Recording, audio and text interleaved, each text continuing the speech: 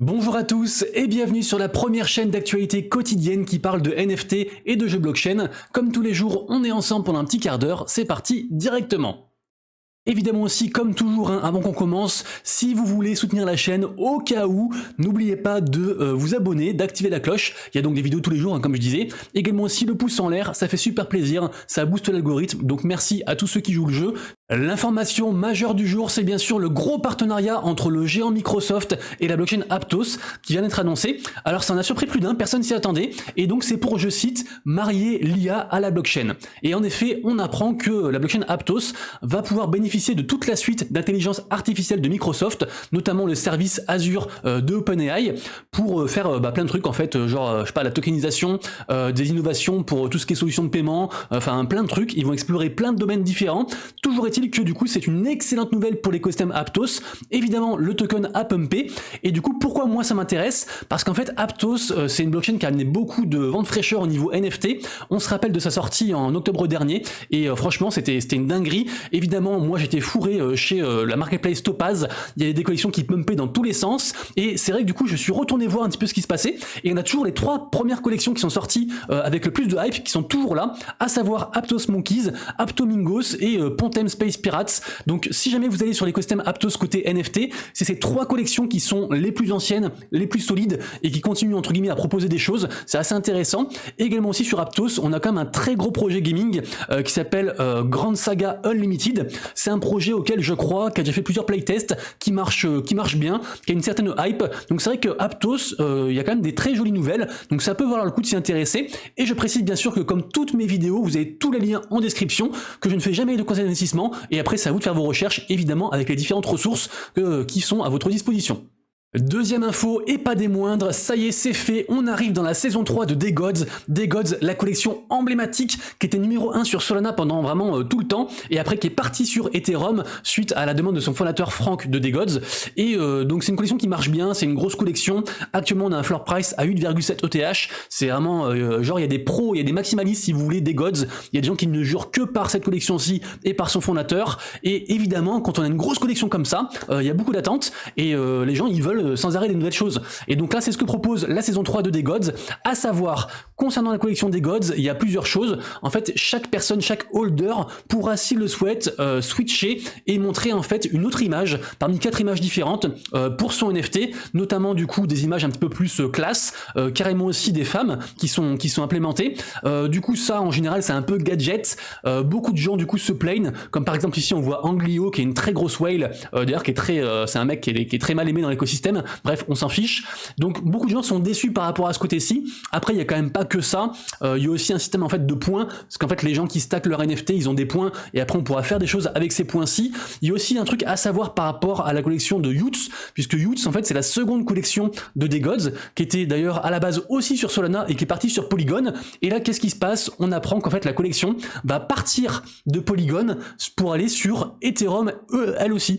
Donc c'est assez fou. Alors pour le coup, la nouvelle a pas été spécialement bien accueillie, parce que déjà les gens qui sont un petit peu maximalistes Polygon, ils sont déçus, ça quitte l'écosystème, du coup c'est descendu un petit peu. Ça peut être une belle opportunité, parce que évidemment en étant objectif, la blockchain des NFT ça reste Ethereum. On a beau dire qu'il y a aussi des NFT pardon, sur Solana, sur Bitcoin, sur ce que vous voulez, c'est toujours Ethereum qui drive le plus de volume, c'est la blockchain principale, et donc le fait comme ça d'arriver dessus, ça pourrait relancer la dynamique autour des youths.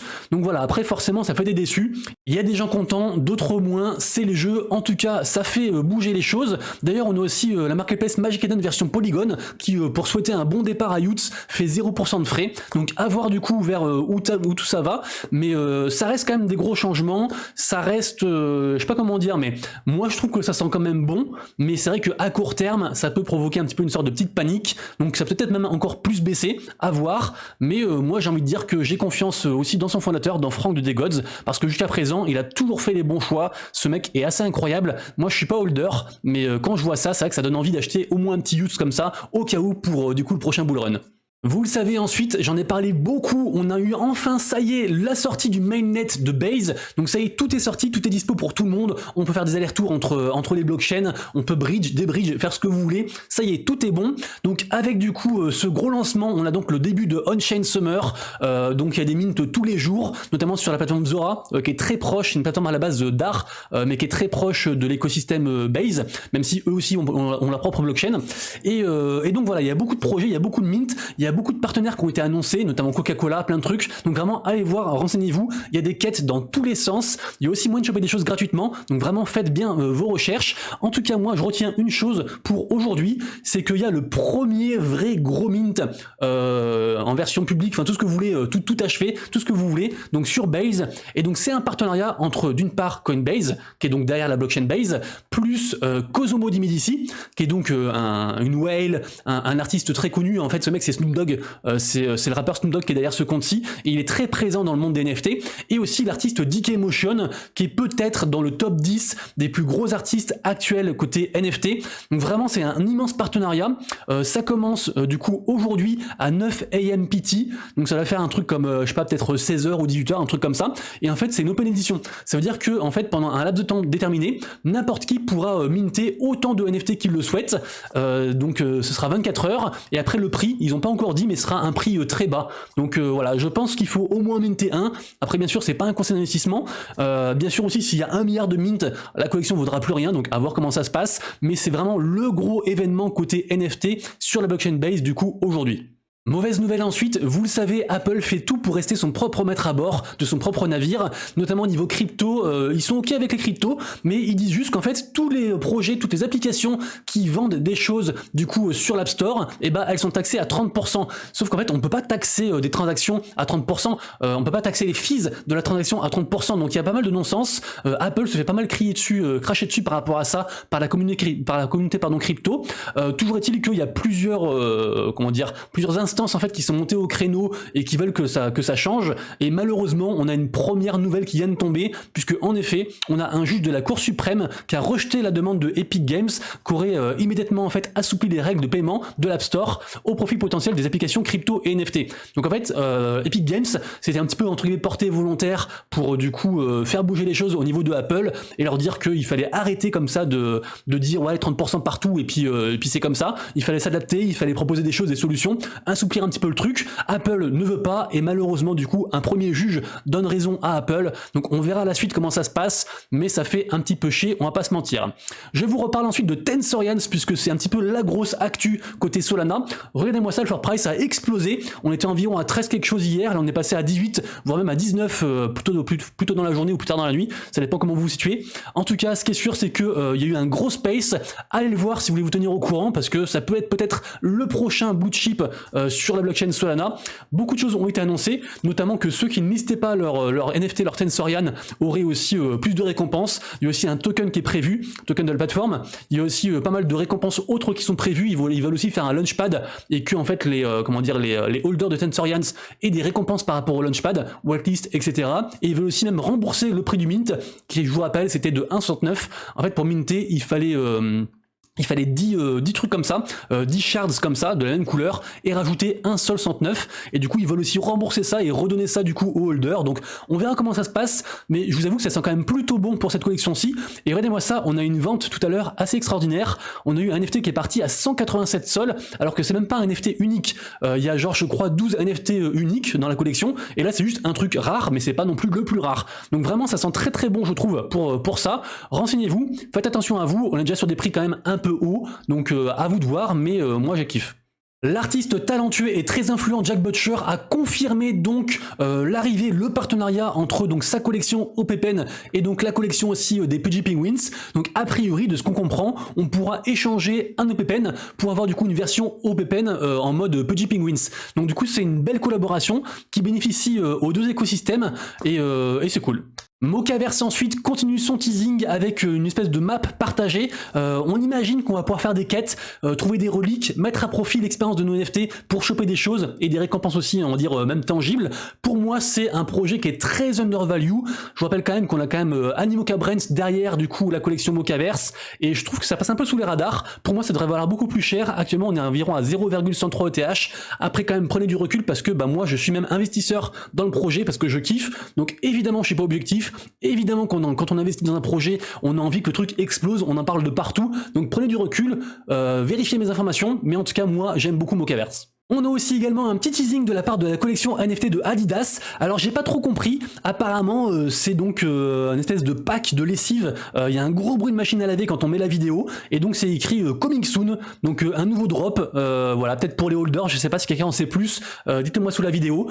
Alors ensuite la news suivante, j'en avais parlé hier, après je l'ai cut parce que c'était un peu compliqué, mais dites-vous juste qu'en gros, il y a un très gros projet, un petit peu gaming en mode risk to earn adressé pour les whales sur ETH, qui s'appelle du coup Wolf.game, donc le jeu des loups, et en fait ce projet a été racheté par Pixelvolt. Pixelvolt, ils sont de partout, ils sont sur de la gamification, sur la DeFi, sur plein de trucs, donc en gros si vous voulez, Wolf.game devrait avoir une espèce de nouvelle renaissance, avec beaucoup plus de choses proposées, peut-être pour tout le monde, donc à voir, à se renseigner. En tout cas c'est deux gros projets du coup qui s'associent, et c'était juste pour vous dire ça. Et enfin, pour finir les infos générales, je voudrais féliciter personnellement la collection Mooncats. Donc Mooncats, tu nous regardes, bravo à toi, puisque en effet, la collection fête ses 6 ans. Et citez-moi une seule autre collection NFT qui fête ses 6 ans, il y en a très très peu. En vrai, il y en a quand même. D'ailleurs, Axie, je crois que c'est sorti fin 2017, donc Axie aussi a 6 ans en soi. Mais voilà, juste pour vous dire qu'une collection NFT est toujours là, alors qu'elle propose pas spécialement de trucs de fou, mais voilà, des petites choses de temps en temps. Là, du coup, les gens, ils ont apparemment des petits wearables pour leur NFT pour fêter tout ça. Donc voilà, bravo eux, bravo Mooncats. Actuellement, on est sur un floor price à 0,17 et regardez-moi ça quand même, hein, sur 6 ans, on a quand même fait 20 800 ETH de volume et on n'est pas à l'abri qu'un jour le truc renaisse comme ça de ses cendres et explose, même si c'est une grosse supply, ça pourrait arriver. Et juste aussi quand même deux petites infos un peu, on va dire, anecdotiques qui sont marrantes. On avait un wallet d'Anamant qui avait burné 2500 ETH il y a 2 semaines. Burné, ça veut dire envoyer sur une adresse sans pouvoir les récupérer, donc c'est perdu. Et en fait là dernièrement il a même burné aussi encore plus, puisqu'il a rajouté un Bored Ape, un Mutant Ape et un chien mutant, un chien kennel de la collection Bored Ape. Donc en gros il a juste renvoyé de l'argent via des NFT qui coûtent très très cher et qu'il ne récupérera plus jamais. Donc on sait pas trop ce qui se passe, on sait pas trop pourquoi, c'est assez fou comme ça d'envoyer de l'argent, autant d'argent comme ça pour rien, c'est bizarre. Également aussi on a eu une super enchère de 1300 ETH sur un CryptoPunks qui reste bien sûr l'élite des NFT, donc ça fait quand même une enchère à plus de 2 millions de dollars pour un NFT, comme quoi certains pensent que les NFT sont pas encore morts. Deuxième partie de la vidéo, la partie blockchain gaming, et on commence avec le très gros projet Mahjong Meta. Juste avant, si vous kiffez, hop, le petit pouce en l'air, merci beaucoup à tous, ça fait plaisir, ça récompense le travail fourni jour après jour. Donc Mahjong Meta, qu'est-ce que c'est? Alors sachez que c'est un très gros projet. Dernièrement, ils ont levé encore une fois 12 millions, mais en vrai ils ont levé déjà beaucoup d'argent, hein. C'est peut-être même 50 millions, 60 millions, enfin c'est un très gros truc. On n'est pas trop au courant côté européen, mais côté asiatique ça cartonne. En gros c'est basé sur l'univers du Mahjong, de manière générale sur le jeu du Mahjong, et d'ailleurs le projet est aussi sorti dernièrement en fait complètement on-chain, donc le jeu, donc allez voir, jetez un petit œil, franchement c'est super intéressant, et ils ont encore levé de l'argent, le truc est dispo, ils ont aussi des NFT sur Ethereum qui marchent très bien, donc pour moi ça reste un gros projet qui passe sous les radars, et qui pourtant il faudrait s'y intéresser, il mérite en tout cas de s'y intéresser. Deuxième info à propos du projet Wildcard, qui est donc un MOBA, vous voyez actuellement à l'écran un mec qui est en train d'y jouer, le jeu marche bien, le jeu fait aussi des streams, propose des sessions aussi pour les gens régulièrement, donc il y a une jolie commu, il y a un peu de hype, et aujourd'hui apparemment il y a une grosse nouvelle qui devrait tomber, donc j'en sais pas plus, c'est juste un petit teasing comme ça, donc renseignez-vous sur Play Wildcard. En tout cas moi de base j'aime beaucoup le projet. On continue ensuite avec un jeu de voiture qui s'appelle donc Nitro Nation, c'est de la part des studios Mythical Games qui sont aussi à l'origine de genre Blankos Bug Party, pas mal de gros jeux, c'est un très gros studio, peut-être dans le top 10 des plus gros studios Web3, donc vraiment un truc à surveiller. Pour le coup ce jeu donc de voiture est free to play, donc n'importe qui peut y jouer, donc n'hésitez pas à faire un petit tour, et sachez que du coup le projet, le jeu est dispo donc sur l'App Store, donc et Google Play aussi, donc voilà, n'hésitez pas du coup à tester un petit jeu de course. Je trouve qu'il n'y a pas encore trop de jeux de course dans l'univers blockchain, donc ça peut être intéressant de regarder ça. Ensuite j'ai un FPS qui s'appelle The Borderless. Alors c'est un FPS ambiance un peu qui fait peur, qui fait flipper.